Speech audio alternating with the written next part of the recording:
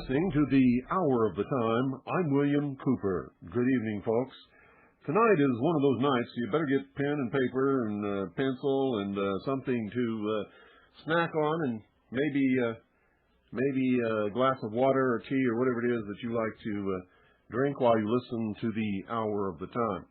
You're going to want to take notes, and I'm going to give you some books that you're going to want to read as we continue on our quest, our little march toward Albion.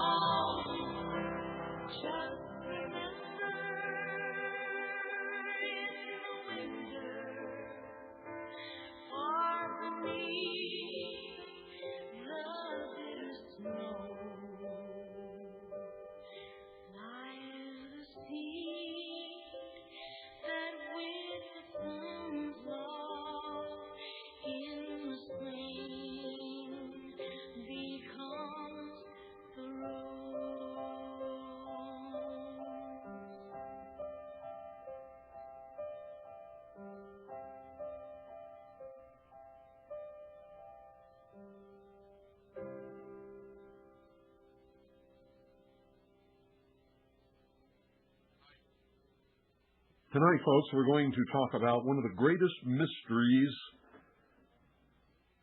of the last century.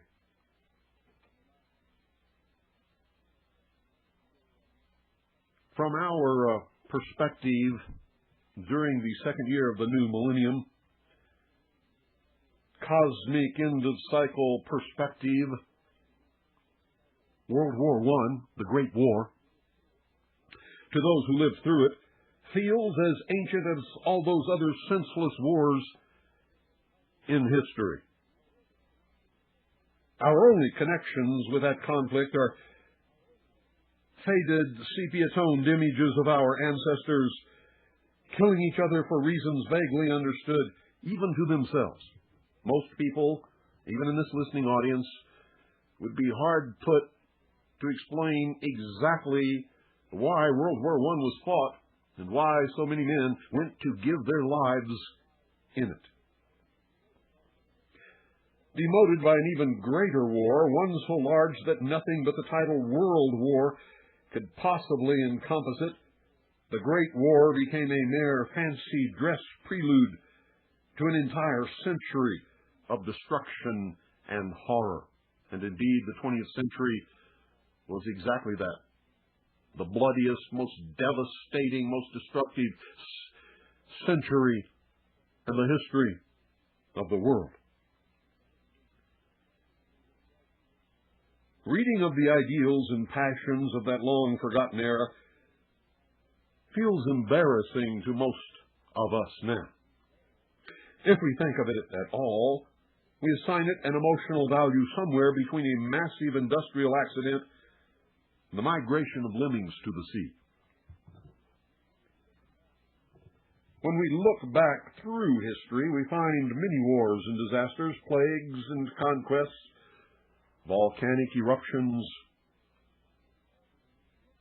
climatic changes and mass migrations. But, ladies and gentlemen, we find nothing quite like the Great War. 400 years of European intellectual, moral, and technical superiority created and fed the engines of industrialized murder. These forces, in turn, consumed the very social order which had created them. And after 4 years, the self-proclaimed masters of the universe lay broken and bleeding in the wasteland, saved from ultimate extinction only by the interference of the United States and its revolutionary republic.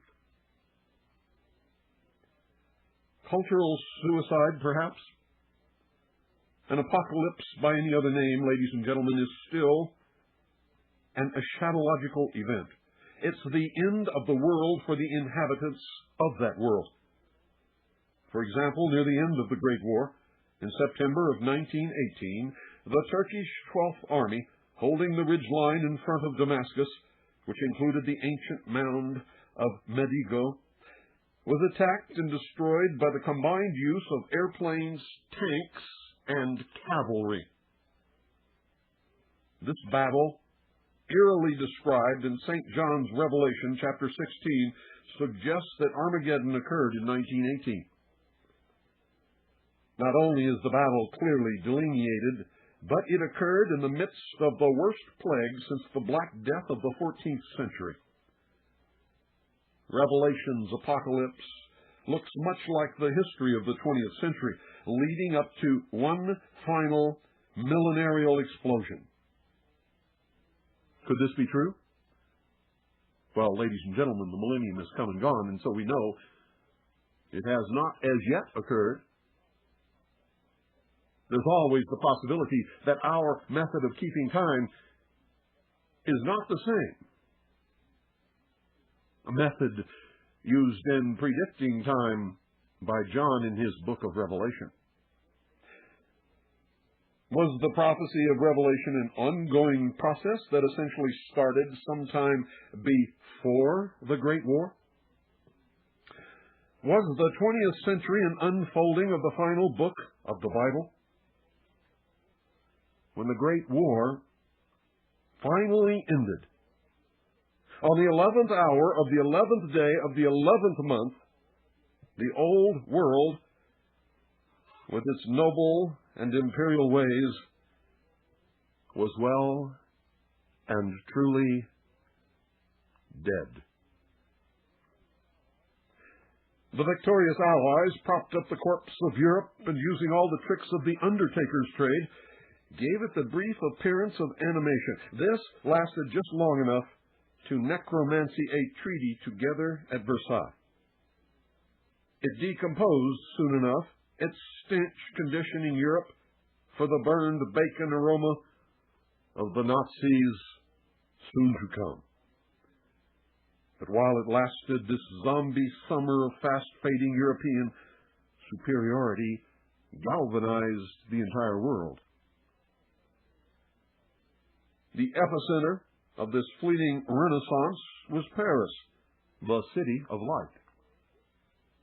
During the war, this city had been the goal for which millions of men had marched, fought, bled, and died.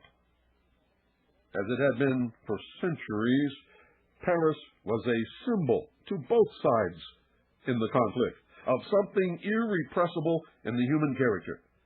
And after the war, it became a Mecca for all those who felt that the world must be changed somehow by the horror and sacrifice of the war, and that this change must mean something, say something, and do something. They went to Paris like insects drawn to the light of immolated cultures, having burned their candles all at once in the final auto de fe of European civilization. They firmly believed that out of that conflagration would come a better world. Same dreamers dreaming the same dream.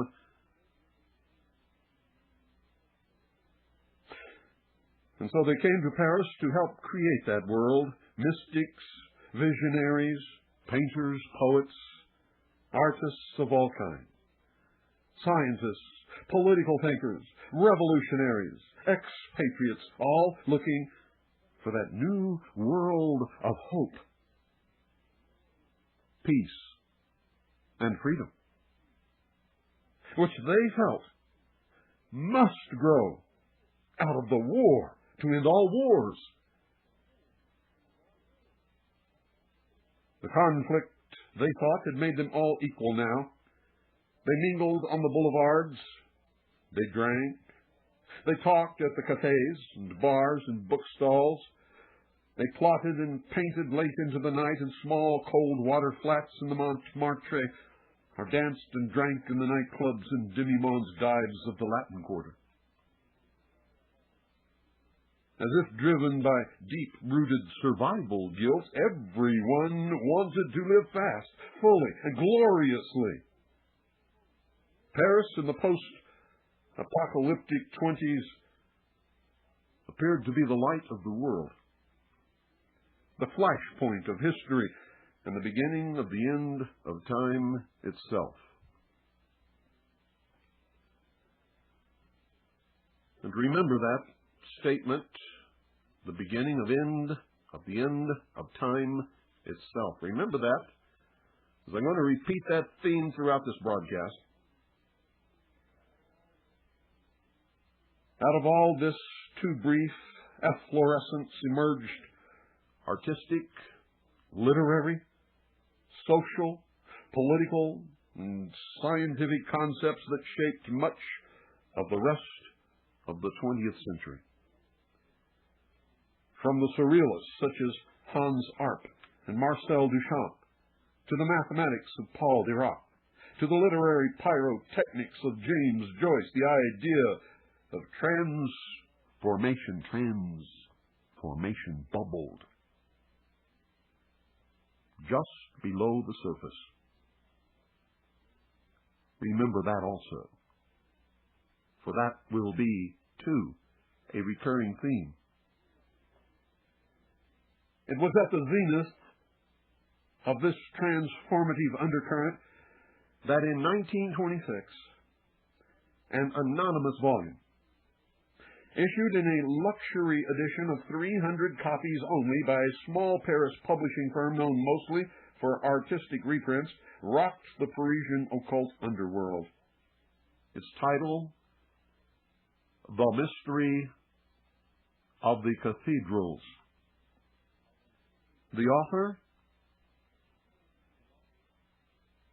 Fulcanelli. He claimed that the great secret of alchemy, the queen of Western occult science, was plainly displayed on the walls of Paris's own cathedral, Notre Dame de Paris.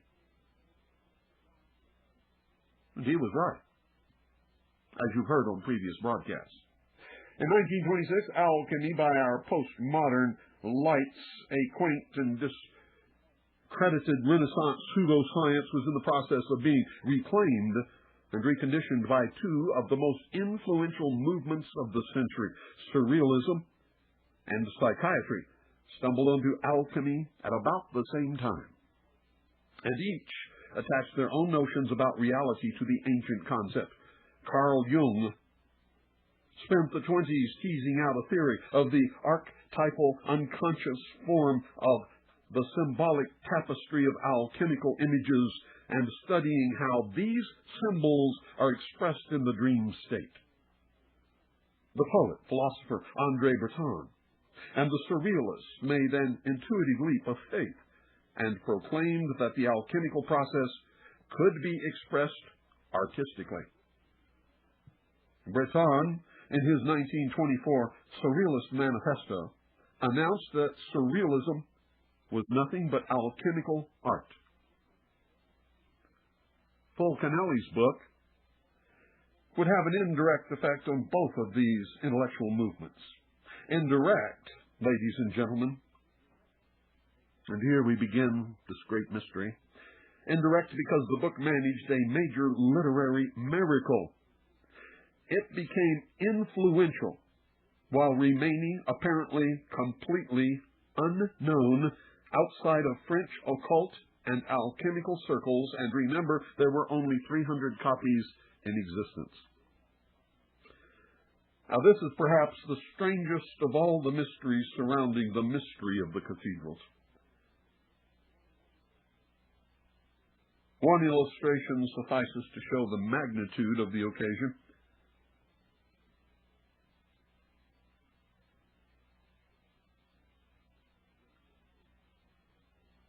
The occasion, ladies and gentlemen, being the occlusion, the hiding, the secreting of the source of all that was influenced. Take any art history text on the Gothic cathedrals written in the last 30 years and look at what it says about the obscure images found on the walls and entranceways of Notre Dame. You will find, 4 times out of 5, that alchemy is mentioned as a possible meaning for these vaguely Christian images. You will also find, especially if the textbook is in English, that Fulcanelli and the mystery of the cathedrals are not ever given as a source or mentioned in any way whatsoever, although it is the only source from which such information could have been obtained. There was, and you may have seen it, a popular television special on alchemy hosted by Leonard Nimoy. It used the very same images from Notre Dame that Fulcanelli presents in his book, describes them in direct Fulcanelli paraphrase, and never ever mentions the source, as Fulcanelli are les mystères des cathedrals.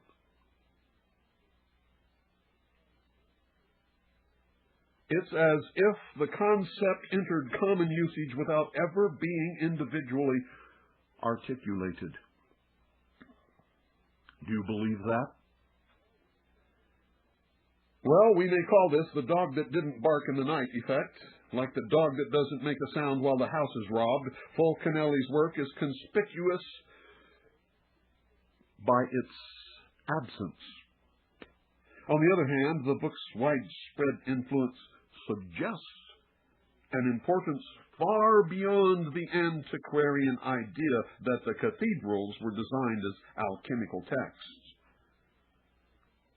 To understand the silence, it might be a good idea to try and understand Fulcanelli.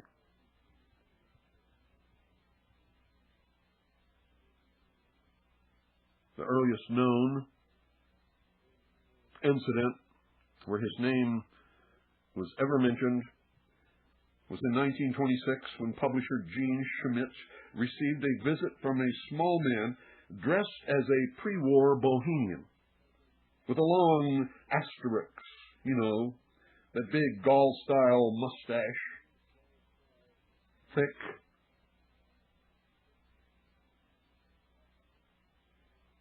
crossing the midline of the face above the lip, but not curled up or hanging down. The man wanted to talk about Gothic architecture, the green argot of its sculptural symbols, and how slang was a kind of punning code, which he called the language of the birds. A few weeks later, Mr. Schmidt introduced to him again as Jean in the French, Julien Champagne, the illustrator of a proposed book by a mysterious alchemist called simply Fulcanelli. Mr. Schmidt thought that all three, the visitor, the author, and the illustrator, were the same man, and perhaps they were. And this is the most credible Fulcanelli sighting. Beyond this, he exists as words on a page, and in some occult circles as a mythic, alchemical, immortal with the status or identity of a Saint Germain. There were two things that everyone agreed upon concerning Fulcanelli. One, he was definitely a mind to be reckoned with, and two, he was a true enigma. What seems to have happened is that Fulcanelli's student, a young occult upstart named Eugene Cancelier, offered the publisher the manuscript of The Mystery of the Cathedrals, or in French, Les Mysteries des Cathedrals. Schmidt bought it, and Cancelier wrote a preface for the book in which he stated that the author, his master Fulcanelli, had departed this realm. What he meant by realm, no one really knows. He then goes on to thank Julien Champagne, the man whom Schmidt thought was Fulcanelli, for the illustrations. Champagne, a minor symbolist artist and inventor far into an absinthe-fueled decline, had gathered around him a small entourage, including Cancelier. The talk always centered around alchemy when they met in the small cafes of the Montmartre. Champagne lived nearby in the Rue de Rochechouart, and his sixth-floor room in the crumbling Parisian tenement was often the scene of late-night symposiums on all sorts of occult subjects. Now, in this country, when I say occult, many people shiver and sort of cross their arms across their chest in fear. Occult simply means secret or hidden. It has no connotation of evil, unless, of course, it's used in an evil manner. It is simply hidden information.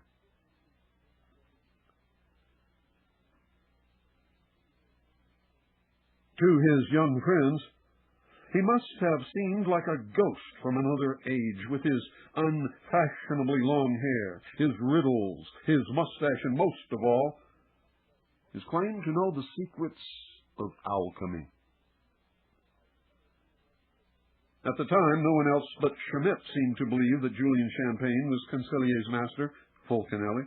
His taste for great quantities of Pernod and absinthe indicated a man too dissipated to be as knowledgeable and erudite as the author of Cathedrals. However, he certainly did know a real alchemist. Whoever Fulcanelli was, and his illustrations show that he indeed had a profound understanding of the alchemical art. No doubt about it whatsoever. So we are left with the unsolvable mystery of the missing master alchemist, a man who does not seem to exist, and yet is recreated constantly in the imagination of every seeker who treads the path. A perfect foil for projection. We might even think it was all a joke, some kind of massive, elaborate hoax. except for the material itself. When one turns to mystery of the cathedrals, he finds a witty intelligence who seems quite sure of the nature and importance of his information. This Fulcanelli knows something and is trying to communicate his knowledge. Of this there can be no doubt. Fulcanelli's main point, the key to unraveling the mystery, lies in an understanding of what he calls the phonetic law of the spoken Kabbalah, or the language of the birds. This punning, multilingual wordplay can be used to reveal unusual and, according to Fulcanelli, meaningful associations between ideas.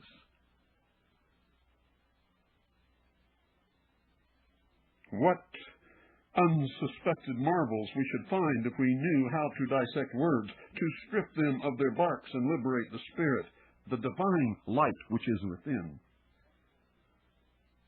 Fulcanelli writes, he claims that in our day this is the natural language of the outsiders, the outlaws and heretics at the fringes of society, and a secret communication method used by the adepts of all of the mysteries. And now I'm going to depart from Fulcanelli for just a few seconds, and I'm going to read you a quote from St. John chapter 1, verse 1 of the King James Bible. St. John chapter 1, verse 1. In the beginning was the Word, and the Word was with God, and the Word was God. There's more to language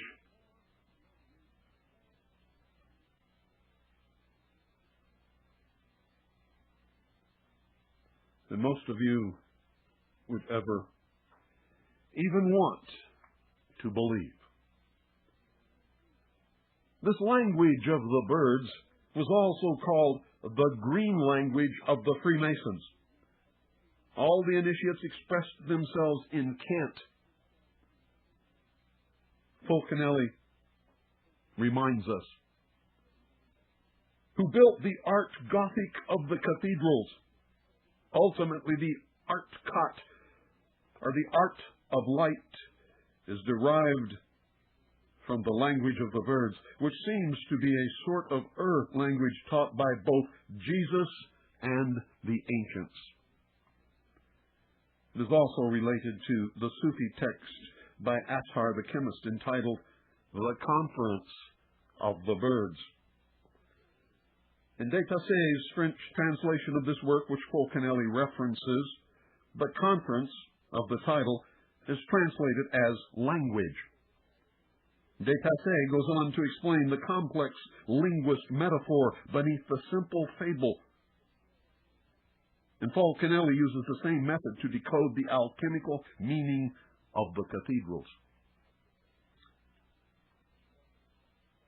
Fulcanelli also claims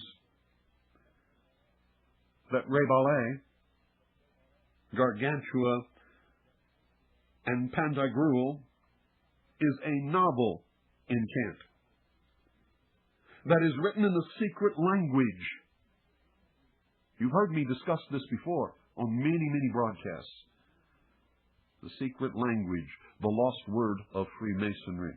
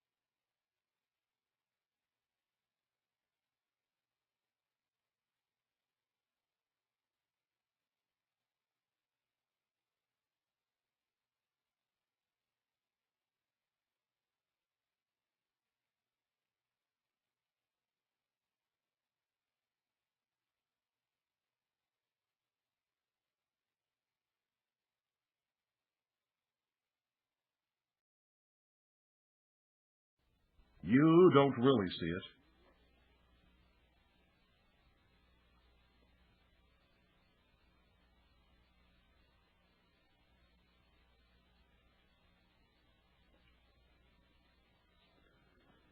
Offhandedly, he throws in Tiresias, the Greek seer who reveals to mortals the secrets of Olympus. Tiresias was taught the language of the birds by Athena, the goddess of wisdom. Just as casually, Fulcanelli mentions the similarity between Gothic and Goetic, suggesting that Gothic art is a magic art. And from this, we see that Fulcanelli's message that there is a secret in the cathedrals, and that this secret was placed there by a group of initiates, of which Fulcanelli is obviously one, depends upon an abundance of imagery and association which overpowers the intellect, lulling one into an intuitive state of acceptance. Fulcanelli, like Shakespeare, overwhelms the reader with his brilliance. It is so difficult to accept this man as anything but an incredible intelligence. I read The Mystery of the Cathedrals years ago. I recommend that you find the English version, buy it, read it. Be prepared to be overwhelmed, confounded, amazed, and gleeful, all at the same time. The author, once again, is simply Fulcanelli.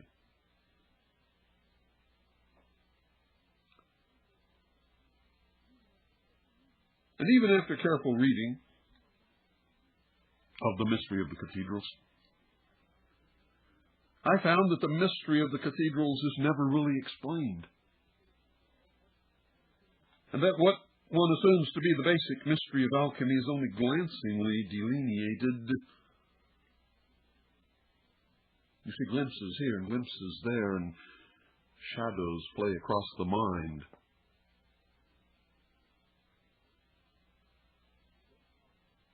It's great fun.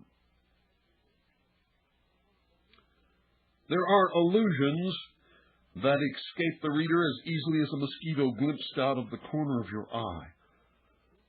At moments, a glimpse of a great truth flits by, giving a hint of something absolutely incredible.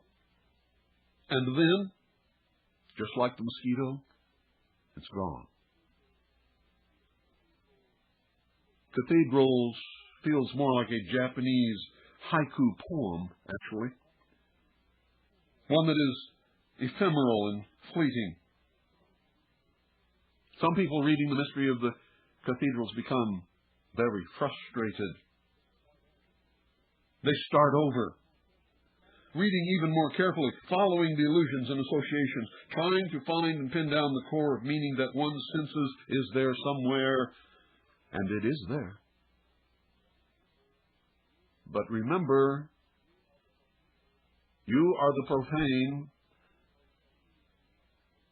seeing the exoteric meaning of an esoteric secret language in which Fulcanelli is explaining one of the great mysteries of the occult sciences,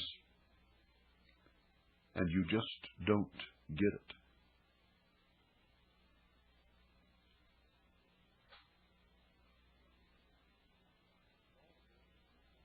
And all of this makes cathedrals an almost perfect surrealist text.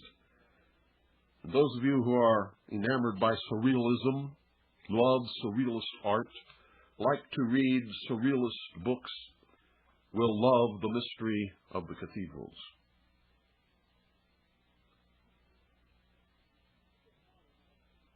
It's a modern alchemical version of L'Entremont's Chants of Malador, the surrealist's favorite 19th century novel. Fulcanelli's use of punning wordplay to convey spiritual meaning would have absolutely delighted the Surrealists, and if there are any listening, it will delight you also.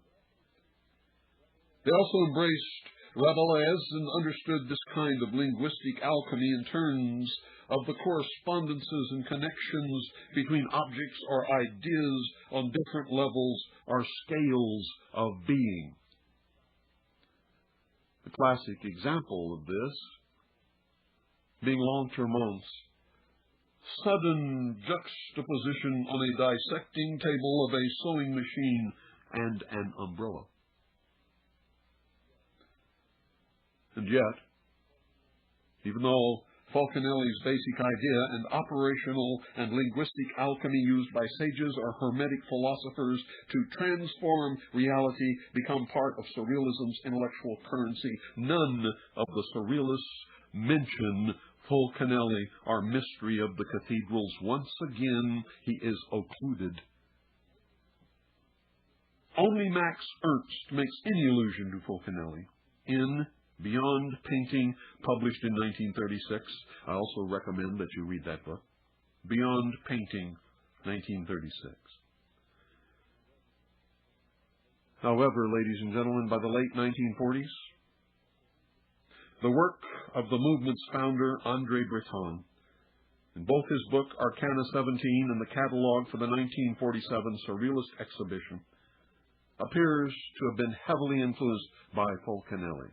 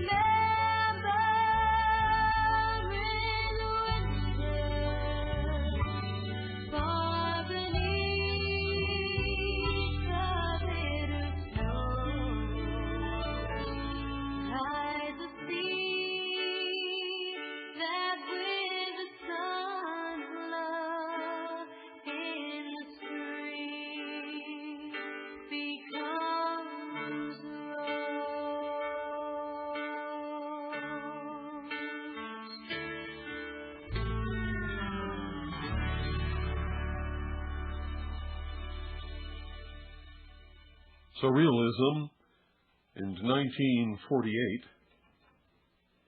or I should say 1947, that was the year of the catalog. Surrealism in 1947, in fact, that's the name of the catalog. The Surrealist exhibition catalog is full of seemingly Fulcanelli-inspired articles such as Liberty of Language by Arpad Mezai. And this article explains the occult dialectic through linguistics. Let me say that again. In this article, he explains the occult dialectic through linguistics. If you don't know what dialectic means, you had better look it up.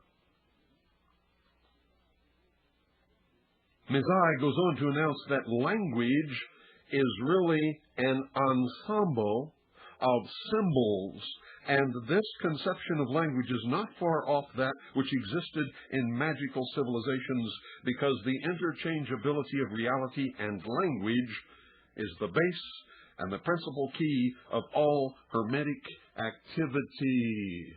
And if you've been paying attention lately in this country, you can see how it can be used in the alchemical process to bring about a transformation or a transmutation in the minds of what the socialists call the masses. You see what I'm really talking about here, and not even mentioning, but everyone listening who is well versed in the history of the occult knows that just below the surface of what I am giving you lies a stream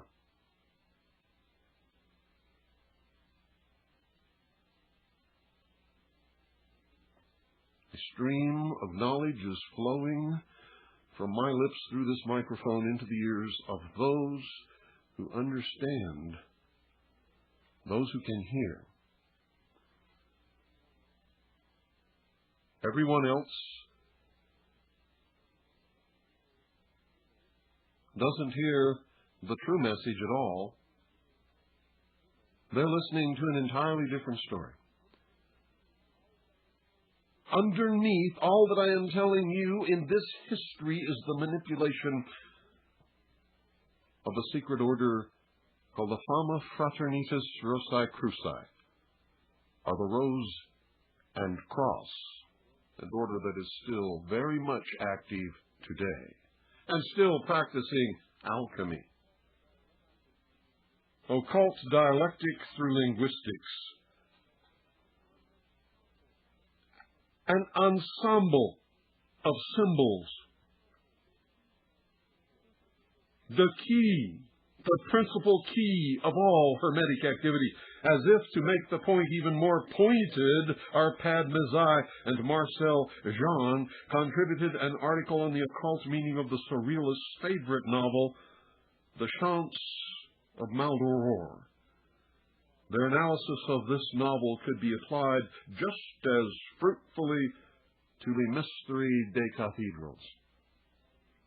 Indeed, following Mezai and Jean's advice by working backwards, listen to me carefully.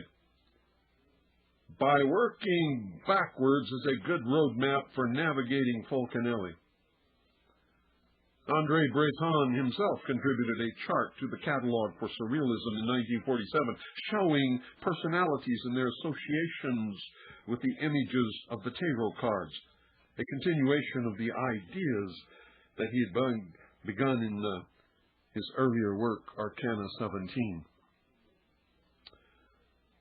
And ladies and gentlemen, while the tarot is not an obvious connection with Fulcanelli and the mystery of the cathedrals, as we will soon see, Breton's use of the tarot as alchemical metaphors suggests that he had read Fulcanelli even closer than most, because he at least understood some of the underlying message of the book.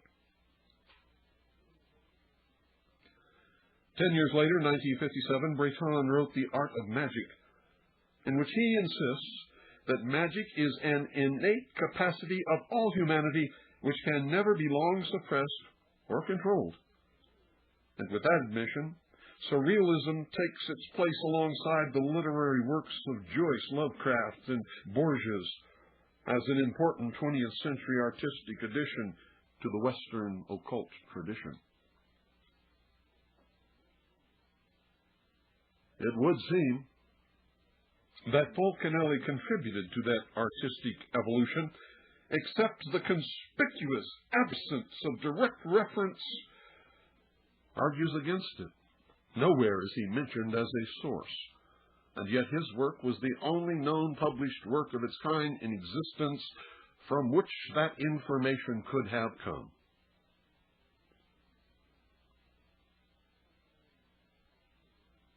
Fulcanelli's ideas seem to be present in Surrealism from its inception, growing more prominent as the movement matured.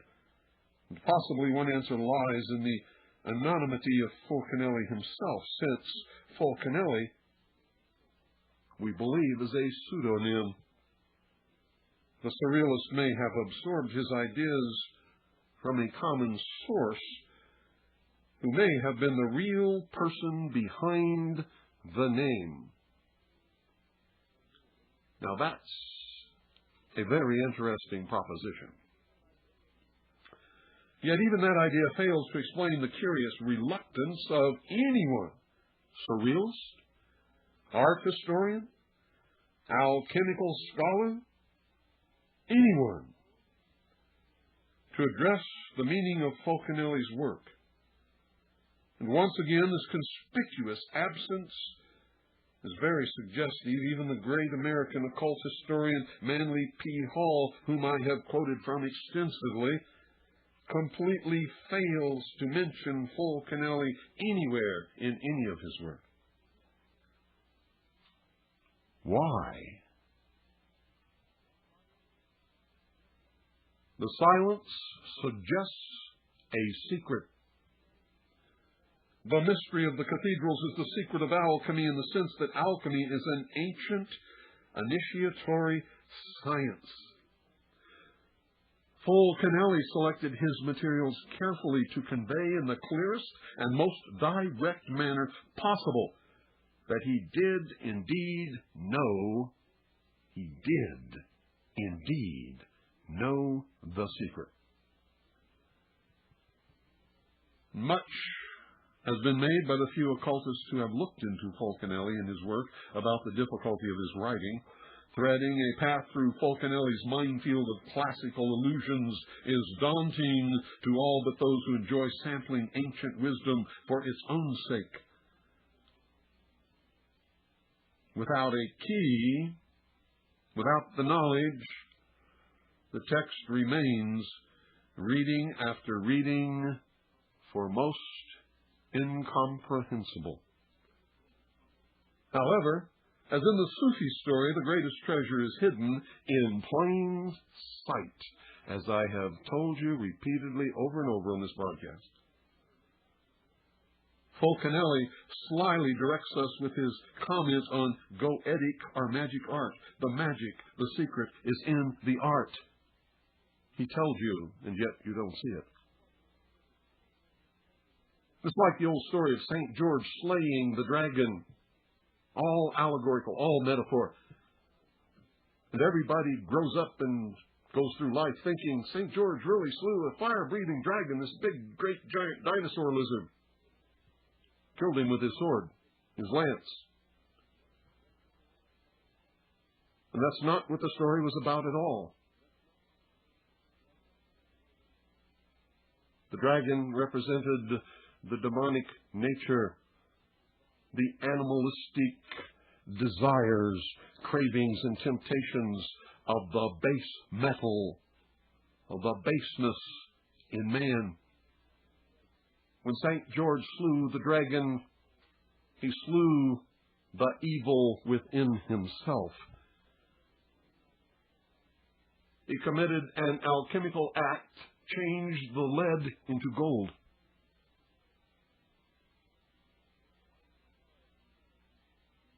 Why is it a fire-breathing dragon? Remember, this is a saint of the Catholic Church that suppressed knowledge created the Dark Ages for hundreds of years. The Dark Ages was the suppression of knowledge, the suppression of freedom, the demand for conformity upon pain of torture and death or burning at the stake. The fire represented knowledge. How do you get knowledge of the base nature? You get it through experience. To have knowledge, you must first eat of the fruit of the tree of knowledge of good and evil. Are you beginning to understand what I'm trying to impart to you? That most people live, read, breathe in a fantasy world that does not exist, while all around them the truth is displayed brazenly for all to see, but most never, ever see.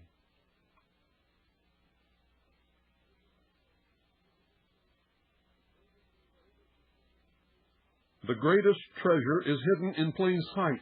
Fulcanelli slyly directs us with his comments on goetic, or magic art. The magic, the secret, is in the art. What did I tell you about magic in past broadcasts? It is simply the art of illusion.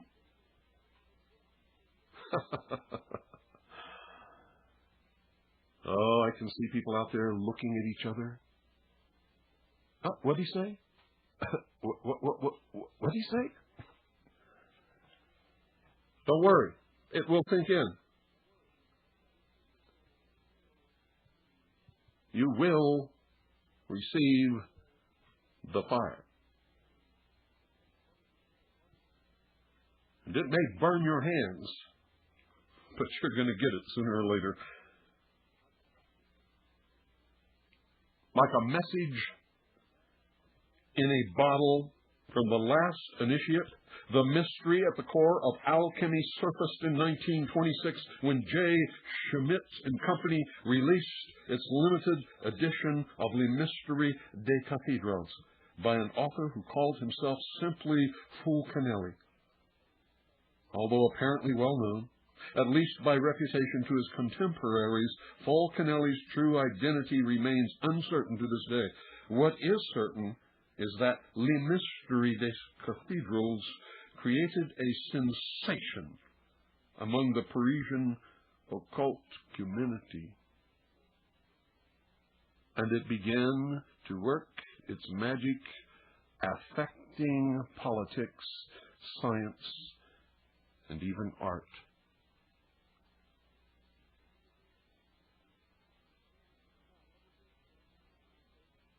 Without ever being sourced, with no recognition, with only 300 copies in print.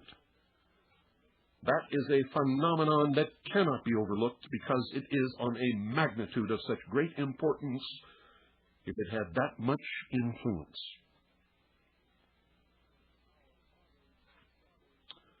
From our modern perspective, surfeited on this age of wonders, it is hard to see why, from the book itself, Le Mystère is full of arcane scholarship and obscure erudition, making it hard to follow the book's symbolic train of thought.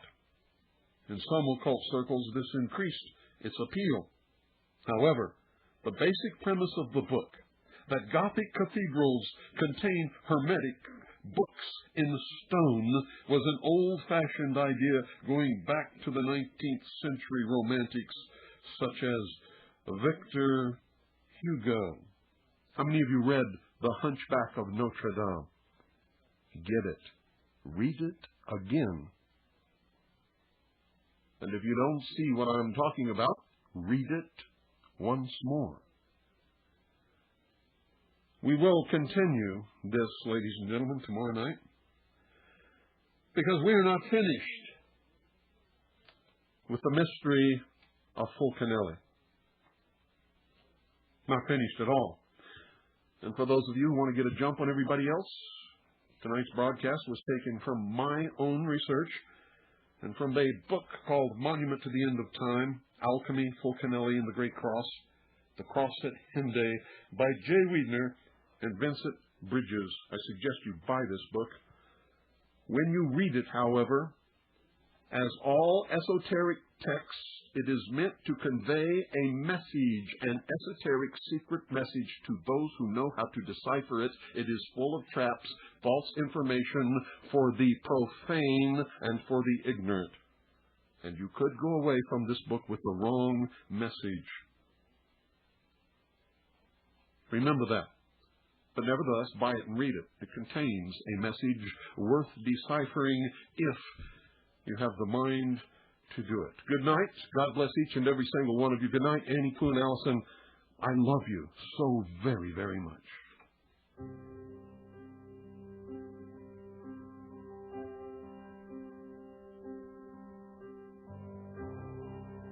Remember, just beneath the surface of all of this is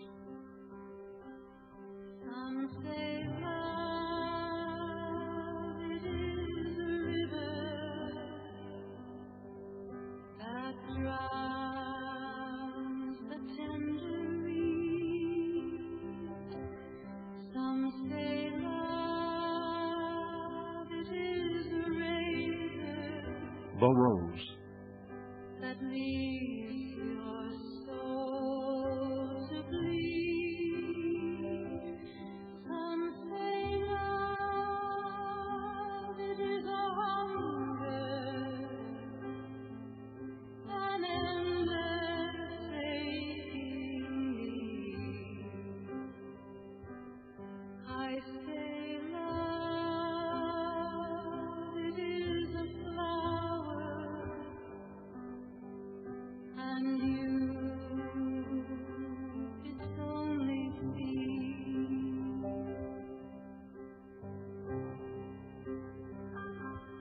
It's the heart that feels the breaking,